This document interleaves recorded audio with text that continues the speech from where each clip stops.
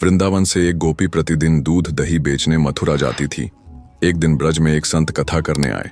वो गोपी भी उनकी कथा सुनने गई। संत ने कथा में कहा, भगवान के नाम की बड़ी महिमा है। इस नाम का जाप करने से बड़े संकट टल जाते हैं। नाम तो भवसागर से तारने वाला है। यदि भवसागर से पार होना है तो भगवान का नाम कभी मत छोड़ना। कथा समाप्त होने के बाद वो गोपी अगले दिन फिर से दूध बेचने चली गई। उसी बीच रास्ते में यमुना जी थी।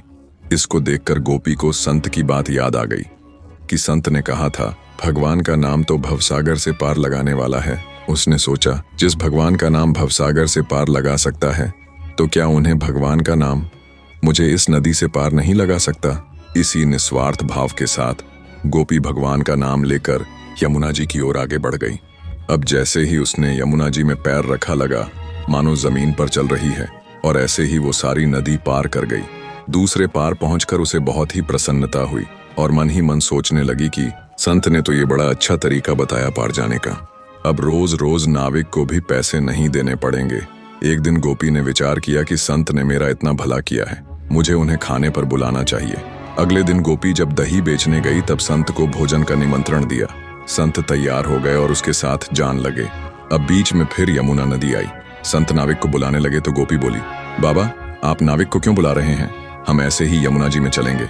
संत बोले, गोपी कैसी बात करती हो, यमुना जी को ऐसे ही कैसे पार करेंगे। गोपी बोली, बाबा आपने ही तो कथा में कहा था कि भगवान का नाम लेकर भवसागर को भी पार किया जा सकता है। तो मैंने सोचा जब भवसागर से पार हो सकते हैं तो यमुना जी से पार क्यों नहीं हो सकते।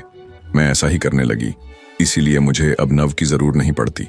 संत को यह सुनकर विश्वास नहीं हुआ और वो गोपी को कहने लगे, पहले तू चल, मैं तुम्हारे पीछे पीछे आता हूँ। गोपी रोजाना की तरह नाम का आश्रय लेकर यमुना जी को पार कर गई। गोपी को देखने के बाद जैसे ही संत ने यमुना जी में पैर रखा तो झपक से पानी में गिर गए। ये देखकर संत बहुत हैरान हो गए। अब गोपी ने जब देखा कि संत तो पानी में गिर गए हैं, तब गोपी वापस आई और संत का हाथ पकड़कर जब चली तो संत भी गोपी की भांति ही ऐसे चले जैसे जमीन पर चल रहे हों। ये चमत्कार देखने के बाद संत उस गोपी के चरणों में गिर गए और कहने लगे कि गोपी तू धन्य है। वास्तव में तो सही अर्थों में नाम का आश्रय तो तुमने लिया है, और मैं जिसने नाम की महिमा बताई तो सही, पर स्वयं नाम का आश्रय नहीं लिया। आपको ये वीडियो पसंद आया हो तो जरूर लाइक करें और नोटिफिकेशन बेल आइकॉन को दबाना न भूलें। हम मिलते हैं आपको अगले वीडियो में एक और रोचक कहानी के साथ। तब तक के लिए राधे राधे।